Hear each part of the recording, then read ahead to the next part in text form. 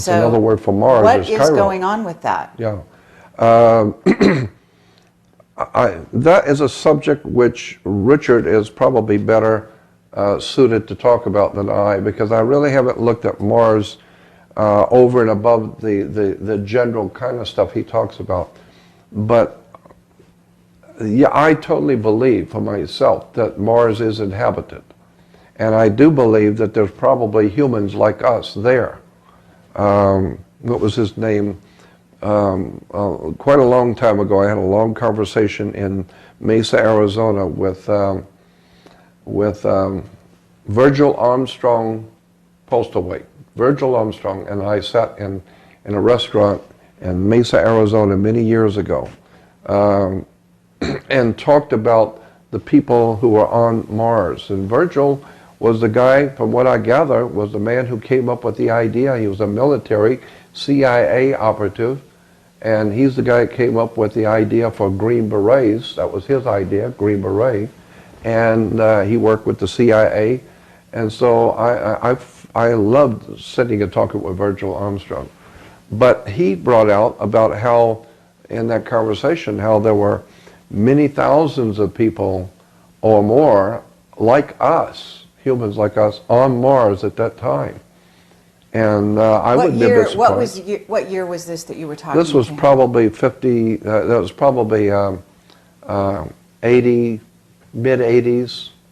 Amazing. I would say 85, 86, 87, something like that. Okay, well that does dovetail also with our experience with our witness Henry Deacon. Arthur Neumann is his real name. He's come out under that name recently and said he's been to Mars. So I'm wondering if you have any information that's come to you about jump gates, about going between planets. Well, yes and no. The only thing I have of any value was someone else's work. I sat and talked with him. And he is a very, very knowledgeable, very legitimately, but he worked for the United States Naval Observatory. He was in charge of the Naval Observatory, and he just passed away just recently. But his website is so extraordinary. The stuff he's got, the stuff he has on that website, pictures of strange things found on Mars. And they're not nebulous things, they're in your face. I mean, those tubes, plexiglass tubes. Yes, and lights in those tubes.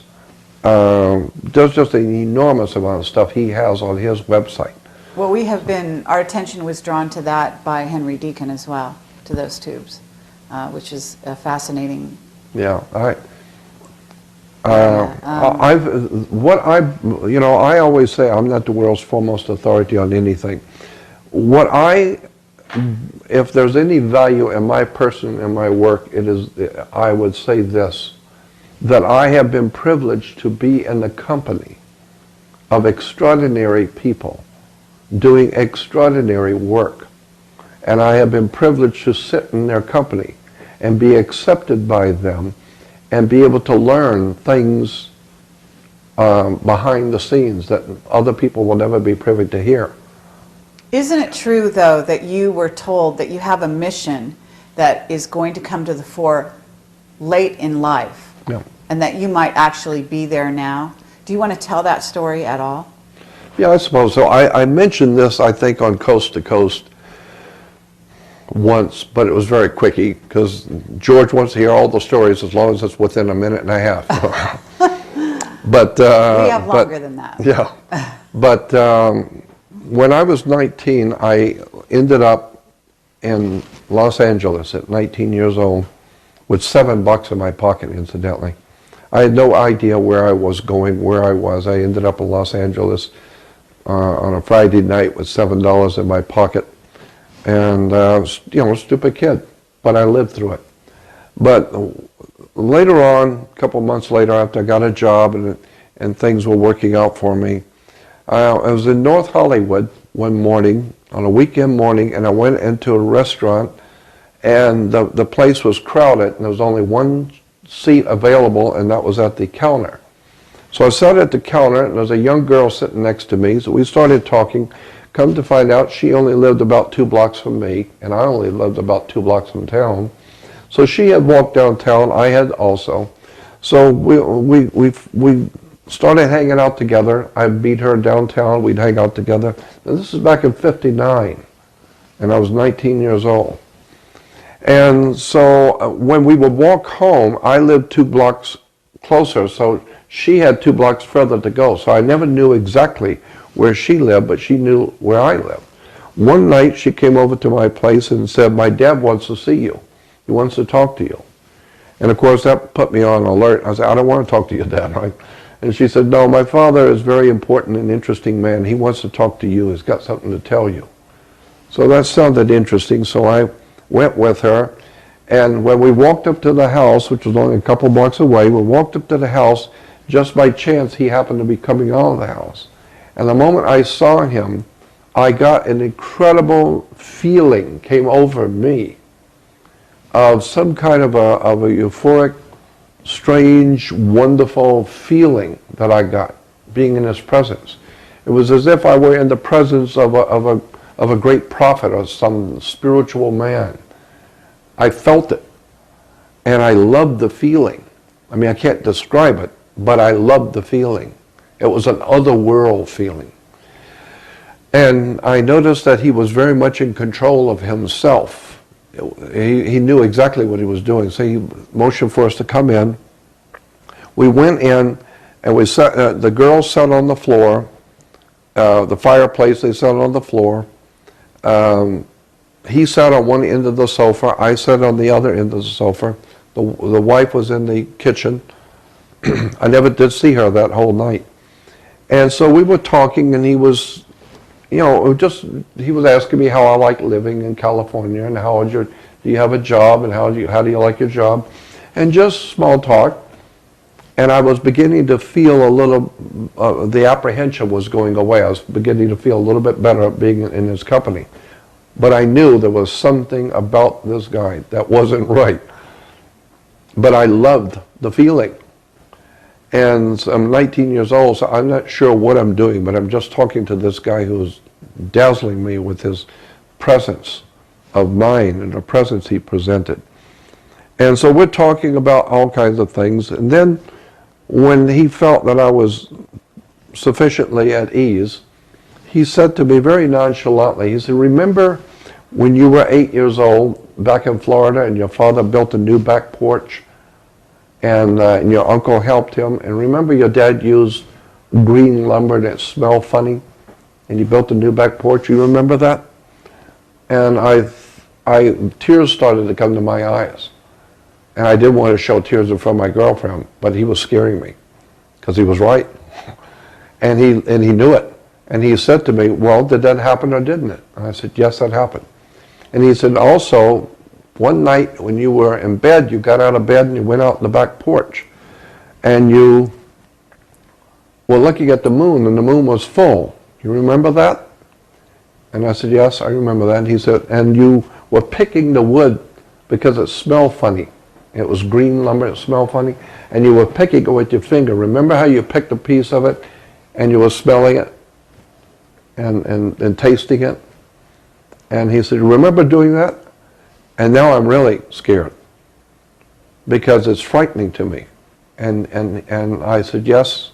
And he said, "Well, did you do that or didn't you?" I said, "Yes, I did." And he said, "Well, how would I know that? How would I know what you did?" And I said, "I don't know how you know." And he said, "I know because we were there. You just didn't see us, but we were there watching you." And I thought, well, and he said, well, because he could tell I was not buying it. He said, was I correct in what I said? "Yeah, well, how would I know if I wasn't there?" And he said, "We were there." And I said, "Who was we?" He said, "That's not important right now. What's important for you to know is that you're in California because we brought you here. We brought you here to Los Angeles." And I said, "You brought me here?" He said, "Yeah, why are you here?" I said, "I don't know why I'm here. I just had to come to Los Angeles." He said, "That's right. We brought you here." He said, "Because what did you say to God? You talked to God that night. The night you sat on the porch, you said something to God. What did you say?" And I just sat and looked at him. He said, I'll tell you what you said. You said you asked God to let you do something important with your life. You wanted to do something of value and importance with your life. And that was about 8 or 9 years old, right? I said, yes, that's what I said. And he said, well, then we're going to give you an opportunity to do something with your life then, because you did ask. And I'm still amazed listening to him. And he said, what we have for you to do will not happen until the later part of your life. And I'm not going to go into it right now, he said. I'm not going to go into explain it to you now. However, when the time comes for you to do what we have brought you here to do, you will know what you have to do. By that time, you will be sufficiently knowledgeable on who you are and what you're doing and where you're going. And he said, all you need to know now is that we brought you here and that we will protect you wherever it is that we put you. And I asked him, I said, I still don't understand what you're saying. And he said, you don't need to, but one day you will understand. And he said, so I'm here to start you on your journey. He said, I have a book I'm going to give you, and I want you to read the book, and that will begin your journey. And he pulls it off the shelf and gives it to me. And today you can still get that book in bookstores anywhere. It's called The Complete Works of Charles Fort. F-O-R-T. Even in England, there's a Fortean society dedicated to the work of Charles Fort. Fascinating book. It's a monumental work. Very thick book. Complete Works of Charles Fort. And he opened the book indiscriminately, just put his hand on the page, because it's a very thick book, and he opens the page and he reads a paragraph.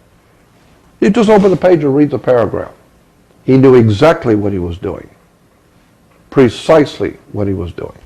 I didn't know because it looked like he just indiscriminately opened it. And he read a paragraph that just blew me away. I was knocked out by what he just read. And I thought, wow, that's interesting. And he said, oh yeah, the book is filled with that kind of thing. Let me read another one. And he opened it up again. And just indiscriminately read something. Not indiscriminately. He knew what he was doing. I'm sure that he knew how to get your particular attention. What would be very interesting to you, I may not even see. But he knew how to play on my emotions. And he read about 3 little paragraphs, one after the other. And each one, to me, was absolutely mind-blowing. And I was fascinated with him, with my new girlfriend, and with this book. And then he said to me, he said, you've always been interested in UFOs and otherworldly things, right? And I said, yes, I have. He said, would you like to see some UFOs up close tonight? And I said, I'd love to. He said, well, come on, I can do that for you. And so I got up with him and the 2 girls, my girlfriend and her sister. Now the 4 of us come out in the yard, it's about maybe midnight in North Hollywood, 1959, and he looks up into the sky and starts inaudibly talking. His mouth is moving as if he's talking to somebody, but nothing, you can't hear him. And as I'm watching him standing there talking to the stars, I look over at my girlfriend and she's looking at me. And the look on her face was like, yeah, this is my father, that's him. I told you it was strange, didn't I? That kind of thing. And her sister was looking at me, and I could tell what she was doing. She was trying to figure out, how is he taking this? How is he, what's going on in my mind, what the little one was thinking? Because she's seen this before. She wants to see how I'm going to react to this. And so he said, and then he looks at me and he said, they said that they will be coming from Griffith Park in just a minute. There'll be 3 of them. And they'll be coming from Griffith Park area, and they're going north, and they said that they'll be here in a minute for you. And I said, who's they? He said, you'll see. And within a couple of minutes, 3 beautiful disc-shaped things, glowing, very faintly glowing, came over with no sound whatsoever, and a triangle formation, came over and stopped right above our head and stopped. And when they did, you could see they were disc shape, and it looked and appeared like it was like a pie cut in 6 or 8 slices, and each slice was a different color. And what I remember distinctly is each color was like laser color, vibrant orange, vibrant pink, very vibrant colors, 6 or 8 colors on each one, and they were circulating, not so fast as to blend the color, but circulating. And they were beautiful, and they were about the size that the full moon appears. So they're not little lights, full moon size, 3. And I'm standing there looking at these gorgeous, beautiful, vibrant color things spinning in colors and no sound. And I was absolutely mesmerized. I was enthralled by seeing this gorgeous, beautiful display. And I looked at him, and he's looking at me. And he says, "They're pretty, aren't they?" And I said, "Yes, they're beautiful." And then he looks up and talks to me. He said, "They told me to tell you that they're going now, but they'll see you later."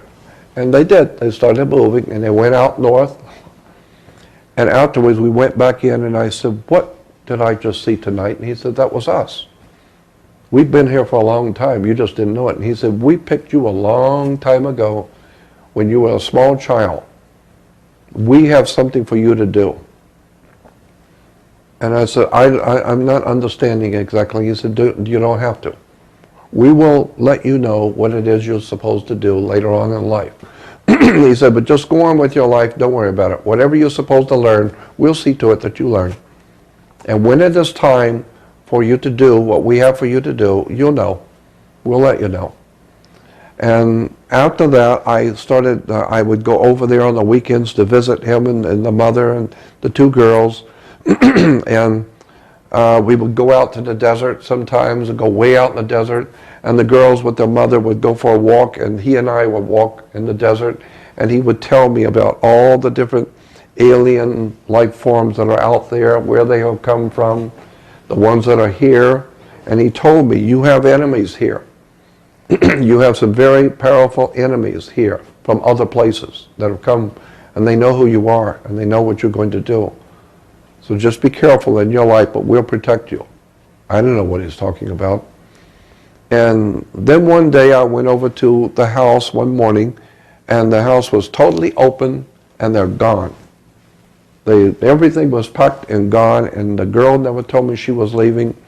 They never come to tell me anything. They were just gone. Now that I look back on that experience, I feel very secure in saying that he knew what he was doing. He said, "I'm starting you on your journey," and he did. But after that was done, then he moves on. Do you believe that you're at that place, that juncture where he was talking about you're going to know? Has another message come recently, or do you feel that you're right on the cusp of something? I feel I'm on the beginning of something, and I'm still not sure what all of this means. I'm not sure what it means. All I know is that I have some valuable stuff that's going to really knock people out when they see it, but I don't understand it fully yet. And I've talked with Zachariah about it. I've talked with many other speakers and people that are in the speaking circuit that are knowledgeable in the subject. But my gut feeling, and incidentally gut, G-U-T, is simply God in Scandinavian. You know, God is English, dog spelled backwards. But God in, I think it's Sweden and Scandinavian countries is spelled G-U-T. So when you say you got a gut feeling, that's God in Scandinavian. So, but my gut feeling is that I don't know the full picture yet. But I'm getting there now. After 48 years, I now know that my 48 years of study, day in and day out, researching, reading, staying in libraries, was for a reason.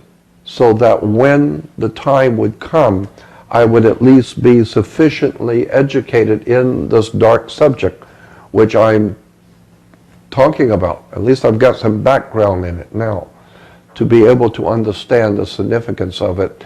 And I think it's really frightening to me. It actually is still rather frightening, because being human and watching the world where it's going, and I already know the symbols, the words, the terms. I already know the history of the secret societies and the movements of the bankers. I've sat and talked with all kinds of people around the world. With Hakim, my dear friend Hakim, the Camelot priest in Egypt. And we sat out by the pyramids at night and talked about the ancient Camelot priesthood, and I was blessed in the pyramid.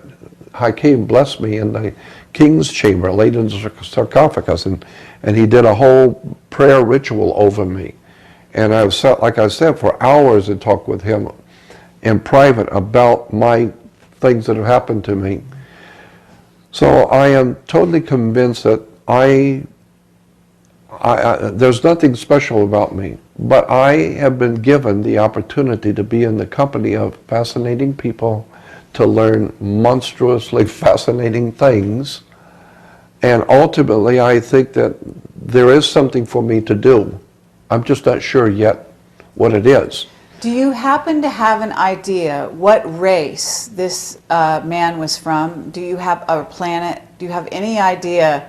In other words, do you think he was Anunnaki? Do you think he was Nordic? Do you think he was Pleiadian? Do you have any idea? No, not really. Because he appeared to be an extraordinarily ordinary looking guy. Just an ordinary guy you would meet. But when I was in his presence, it was monstrous, the feeling. I knew this is not a normal man. Did his children have a different aura or a different feeling about them? No. No, they seemed to be very ordinary. The mother. But didn't you tell me just recently, and I correct me if I'm wrong, but I think you were out in the desert. Yeah. And you had something happen out there. Oh, very yeah. recently. Oh, yeah. No. But that's a different story. Well, is it completely different? Is it possible that there was some kind of... Well, no, you're right. There could very well be some kind of a connection with what happened to me just a few years ago and that original incident back in 1959. Yes, very, very possible. That was another extraordinary experience. I've had 36 what I call peak experiences. I mean, monstrous experiences. That was merely one. Mm-hmm. But yes, I've had some very interesting and emotionally drenching experiences out on the deserts of Nevada. Mm-hmm. One thing I will tell you, which is just my opinion, I am totally convinced for myself that at Area 51, that base we call Area 51, there is no doubt in my mind that there is extraterrestrial life forms there. No doubt in my mind about it at all, because of what I had personally seen and experienced when I was at Rachel. I've had too many strange things happen to me that were otherworldly, in your face, like one-on-one.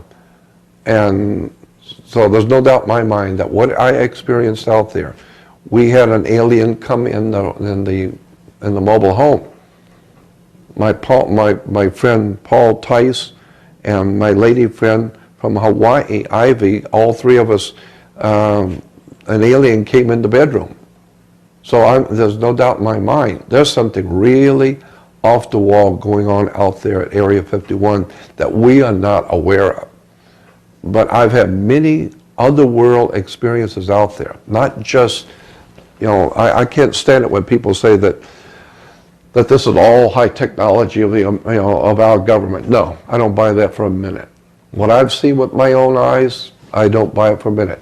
If it has anything to do with our government, then what I have actually witnessed with my own eyes, if it has to do with U.S. government, then that means that the U.S. government is in league with extraterrestrials, because what I saw is extraterrestrial in origin.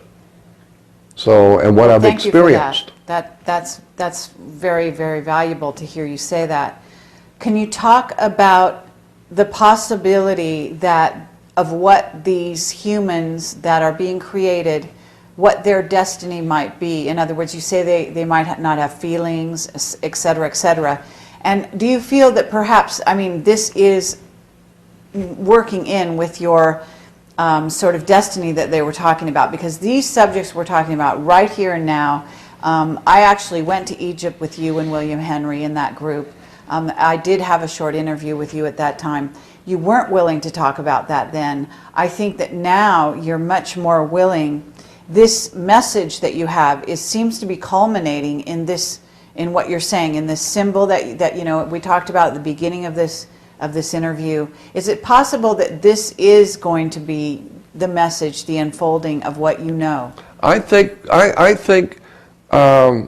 my feeling is that the reason why I'm here doing what I'm doing is because of this mutation which is being foisted on the human race. It's being forced on the human race, this change that the masters of the universe, so to speak, have in mind for the human race is being foisted on us. And I believe, again, just my opinion, that's my part in this cosmic scheme or this cosmic play, is to call people back to their humanity and let them know you're being led down the garden path into something you don't know what's coming. You had better get back to your roots of being human and start re-establishing your humanity, because the human race is losing its humanity. The way we were designed by the original creators was a beautiful thing. I mean, when you look at children and little animals, you have to know that whoever designed us designed humans and life forms to be beautiful, to be charming, to be a beautiful thing, to live in a beautiful world with children and gorgeous and beautiful things which uplift the spirit. But I am totally convinced that there is now on the earth, again, for a lack of a better term, alien presence, which are the enemies of the human race. And they are obviously enemies of whoever the original creators of us, because of the things I've been told, that the people or the entities who created us, the gods who created us, have enemies out there in the universe. And they have come here to see what these gods are doing, what these aliens are doing. And they're coming here and say, I see what they're doing. They're creating these creatures. Why don't we move in? Like a gang, why don't we move in and take over and take this beautiful creation that these gods have created and mutate it into what we want. And so to mutate the whole human race away from their natural evolution of society and humanity into a whole new kind of civilization. And I think that that's probably what I'm here to do, is to call attention to the world that you're being misled by some extraordinarily powerful, occult, mystical, otherworld technology that is changing the evolution of the human race from what it was supposed to be at its creation, as opposed to where the dark powers of the world are now leading the human race into a different world. And what they have in mind for us, you don't want to know. The people who are in power today in this country and around the world have something in mind that you have no idea in the world how bad it's really going to be. Because there will be no longer any place for freedom, intellectual freedom, spiritual freedom, liberty, justice, none of that. It's gone. Okay, so, but you are protected, and you've been told this over and over again, and this person that you met way back who sort of started you on your journey was also part of a race that has been visiting here and is looking over, out for you, in essence. And you've told, at least me, some personal stories in which you were protected, and there was reasons. You were told to leave a room at a certain opportune moment, right, and so on and so forth. And I have had that happen to me over and over and over again. Right. So that means there's a force Dangerous for good. things happening. And at the moment, I just did not know, walked out and some terrible, dangerous thing happened. And I never even heard about it. So this seems to be a force for good, some white hats behind the scene. Yes. Some of whom have actually talked to you face to face, protected you. One that passed on recently comes to mind. Right. These people who might have been working behind the scenes, even in places that, you know, made them appear to be working for the dark side, if you will. The establishment. Yes. But in point of fact, they were extremely powerful people at very high places. Working for the light. Working for the light. Right. And they told me, you know, we know what you're doing. And but one of them told me, you have some very powerful friends that you don't even know exist. And they're protecting you. I know, I have had I'm not going to get into the details, but I have actually witnessed protection from the highest sources in this country step into something that was very, very serious happening in relation to me. And all of a sudden, and I was really frightened because I knew the implications of what's happening, and it could be very serious for me. I may not be around much longer. I've heard from the top, and then all of a sudden I get a communication from Washington, D.C., from the highest office there, saying, don't worry about it, we took care of it. Just go on and don't worry about it. And I was amazed. From Washington, D.C., somebody that high up calls me and says, don't worry about it, just go on about your life, no one's going to bother you. And they didn't.